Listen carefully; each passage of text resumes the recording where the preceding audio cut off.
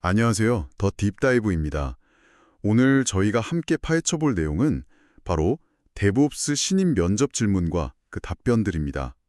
특히 면접 준비 중이시거나 또 데브옵스 분야 자체에 대해 궁금증을 가진 분들이라면 오늘 아주 유익한 시간이 될 거라고 생각합니다. 저희가 오늘 볼 자료는 데브옵스 신입 면접, 실무 답변과 학습 계획이라는 노트인데요. 여기에는 실제 면접에서 나올 법한 질문 5가지랑 또 신입 지원자 수준에서 할 수 있는 답변 예시, 그리고 앞으로 어떻게 더 공부하면 좋을지 학습 계획까지 담겨 있어요. 그래서 이번 탐구를 통해서 단순히 정답이 이거다, 이걸 아는 걸 넘어서요. 데브옵스 신임 엔지니어에게 진짜 필요한 핵심 역량이 뭘까? 그리고 내 경험이랑 지식을 어떻게 연결해서 설명해야 할까? 이런 걸 좀 알아보고 싶고요. 또 모르는 걸 모른다고 솔직하게 말하면서도 저는 배우고 싶습니다. 이런 자세를 어떻게 보여줄 수 있을지 그런 것들을 함께 파악해보는 게 저희 목표입니다. 자, 그럼 본격적으로 시작해볼까요? 첫 번째 질문부터 바로 보죠. 점깃 이그노어 파일이 왜 필요한지 설명하고 만약 이 파일이 없다면 CI/CD 파이프라인에서 어떤 끔찍한 일이 벌어질 수 있는지 구체적인 예를 들어 설명해보세요. 상당히 구체적인데요. 네, 그렇죠. .git ignore 파일. 이게 git 버전 관리에서 정말 중요한 역할을 하거든요. 쉽게 말하면 git한테 이 파일이나 폴더는 신경 쓰지 마, 추적하지 마 이렇게 알려주는 설정 파일이에요. 무시하라고 알려주는 거군요. 네, 맞아요. 왜 무시해야 하냐면 예를 들어서 개발 중에 자동으로 막 생기는 로그 파일 있잖아요. 네네. 아니면 빌드하면 나오는 결과물들, 뭐 .env 파일처럼 개인 설정이나 비밀번호 같은 거 들어있는 파일들, 그리고 노드 모듈즈나 파이캐시처럼 엄청 용량 큰 캐시 폴더 같은 것들. 이런 건 소스 코드랑 직접 관련은 없거나 올리면 안 되는 정보들이잖아요. 그렇죠. 민감 정보도 있고. 네, 그래서 이런 걸 빼고 소스 코드만 딱 깔끔하게 관리하려고 이게 꼭 필요한 거죠. 자료에 나온 답된 예시를 보니까 실제로 비슷한 경험을 하셨더라고요. 노드.js 프로젝트 할 때 지트 지그노를 설정을 깜빡 잊고 노드 모듈즈 폴더를 통째로 커밋해버린 거예요.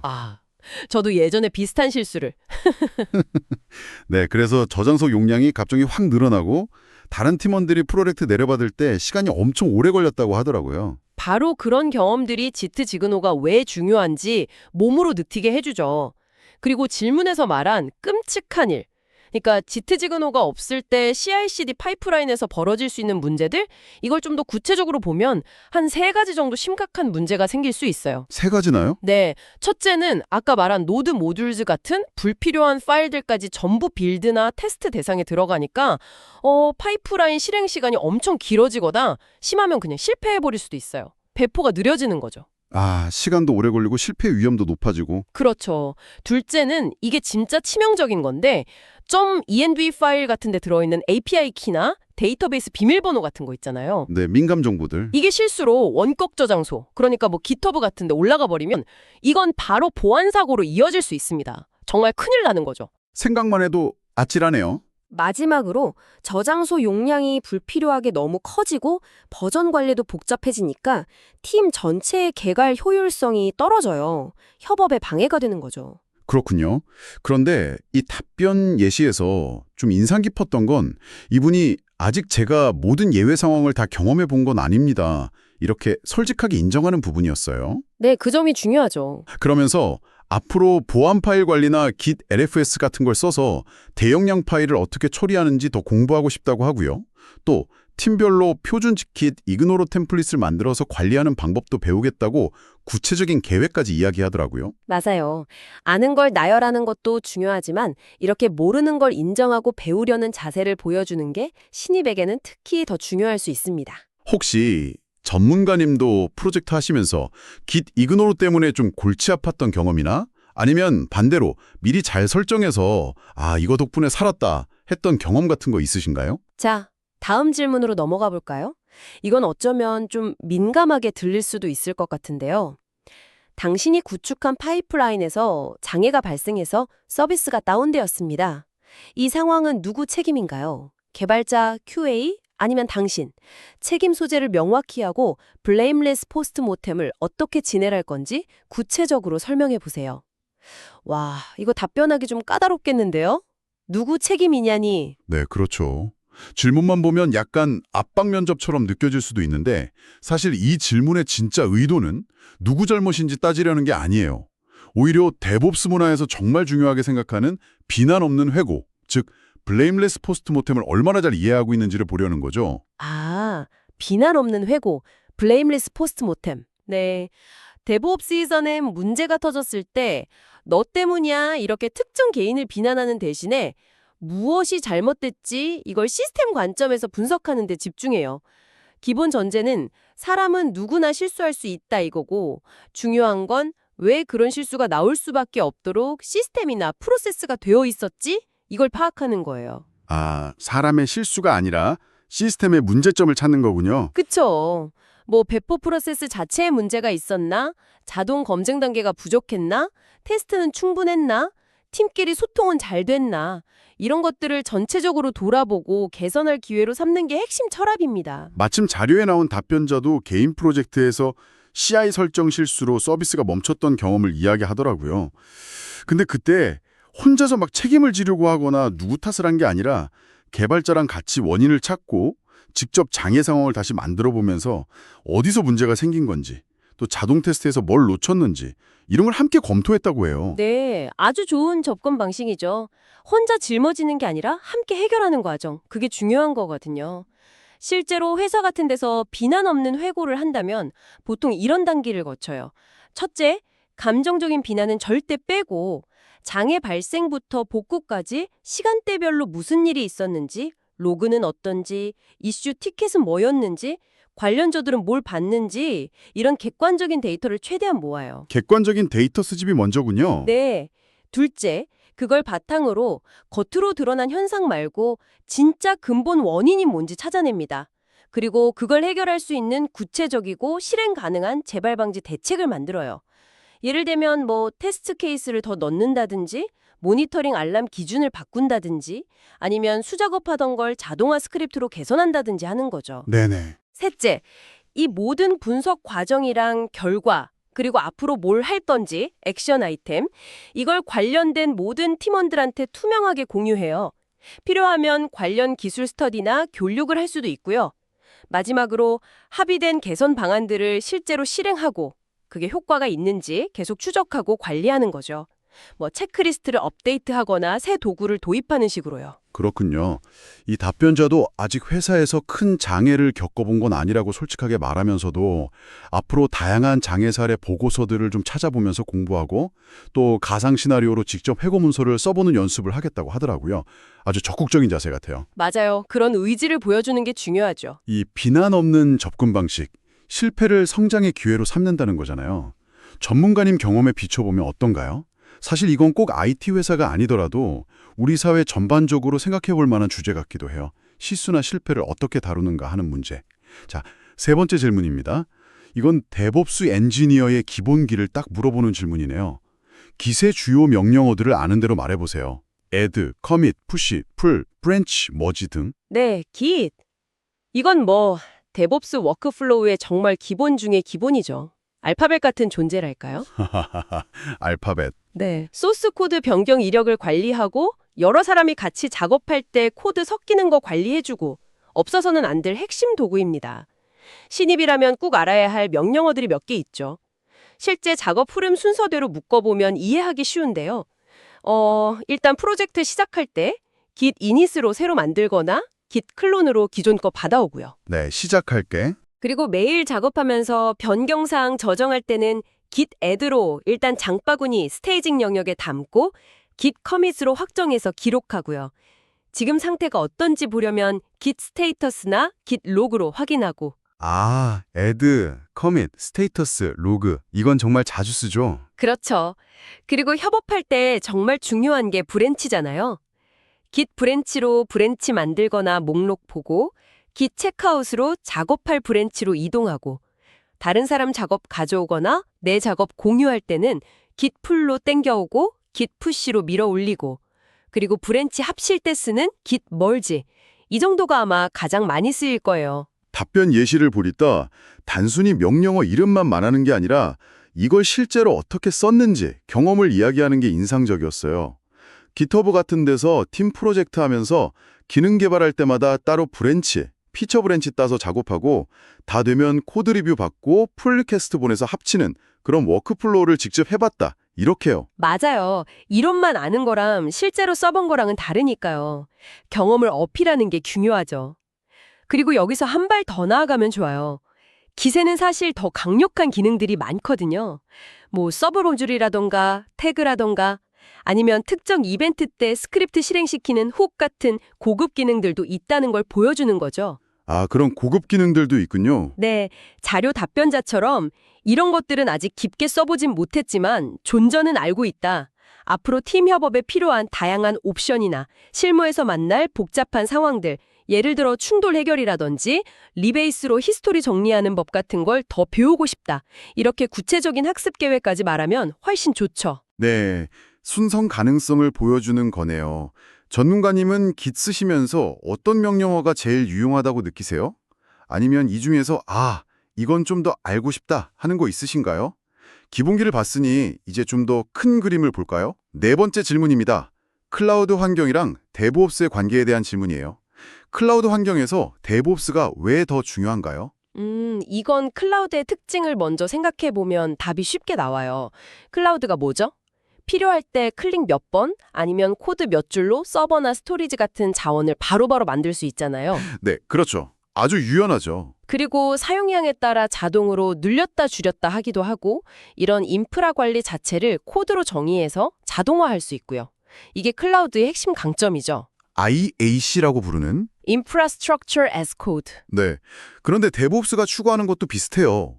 개발이랑 운영이 같이 긴밀하게 일하면서 소프트웨어 만들고 배포하고 운영하는 전체 과정을 최대한 자동화하고 변화에 빠르고 안정적으로 대응하는 거잖아요. 네, 자동화와 빠른 대응. 그러니까 클라우드가 제공하는 기술적인 기반, 유연성, 확장성, 자동화 이랑 데브옵스가 추구하는 문화랑 방법론이 아주 그냥 찰떡궁합인 거예요. 서로의 효과를 막 극대화시켜주는 거죠. 시너지가 나는 거군요. 네. 그래서 클라우드 환경에서는 데브옵스가 더 중요해질 수밖에 없어요.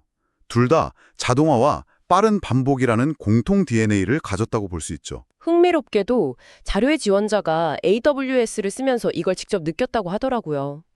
EC2 서버랑 S3 스토리지로 간단한 웹 서비스를 만들어 봤는데 서버 설정 아주 조금 바꾸는 것조차도 손으로 하려니까 너무 귀찮고 실수할 것 같더래요.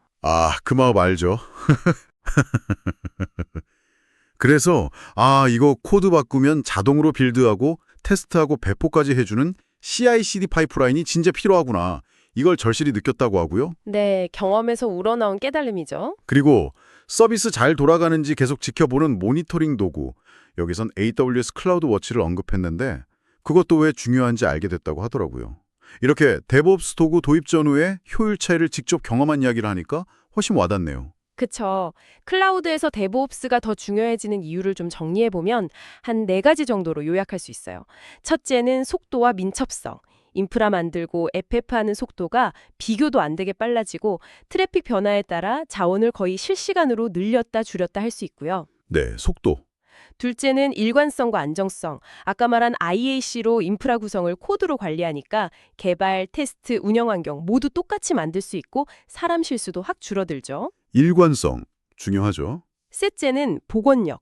문제 생겨도 자동 복구 절차나 잘 갖춰진 테스트, 배포 파이프라인 덕분에 서비스 중단 시간을 확 줄이고 빨리 정상으로 돌아올 수 있어요. 장애에도 강해주고요. 마지막으로 비용 효율과 시장 출지 시간 단축. 클라우드는 쓴 만큼만 돈 내잖아요. 데브옵스로 리소스 최적화까지 하면 비용 효율이 좋아지고 결국엔 새로운 기능이나 제품을 시장에 더 빨리 내놓을 수 있게 되는 거죠. 와, 정말 다양한 장점들이 있네요.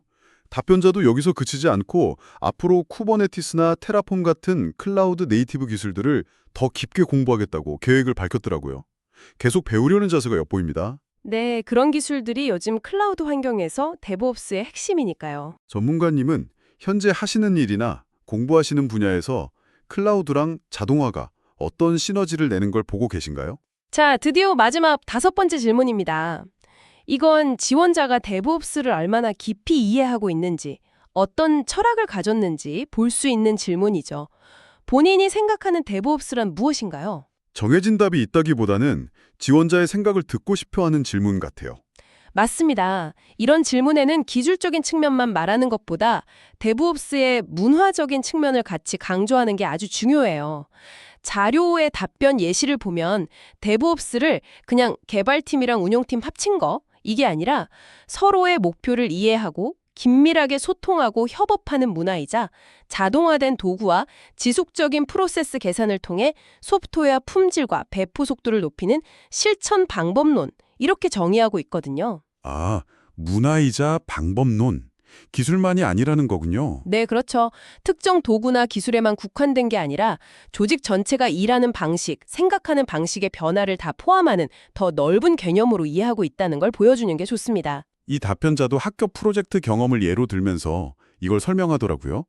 단순히 코드 짜는 걸로 끝나는 게 아니라 그걸 안정적으로 사용자한테 전달하기 위한 배포 자동화, 또 서비스가 잘 돌아가는지 계속 보는 모니터링, 변경 사항이 문제없는지 확인하는 테스트 관리까지 이 모든 과정이 다 중요하다는 걸 직접 해보면서 배웠다는 거죠. 네, 경험을 통해 배운 점을 잘 녹여냈네요. 특히 GitHub 액션스로 코드 바꾸면 자동으로 웹 서비스 배포되게 하고 그 결과를 슬랙으로 알림받게 했던 구체적인 실습 경험을 이야기하면서 데브옵스가 그냥 기술적인 자동화만 뜻하는 게 아니라 팀원들끼리 서로 믿고 피드백 빨리 주고받고 실패해도 괜찮다고 격려하는 그런 문화를 포함한다는 걸 깨달았다고 설명해요. 맞아요.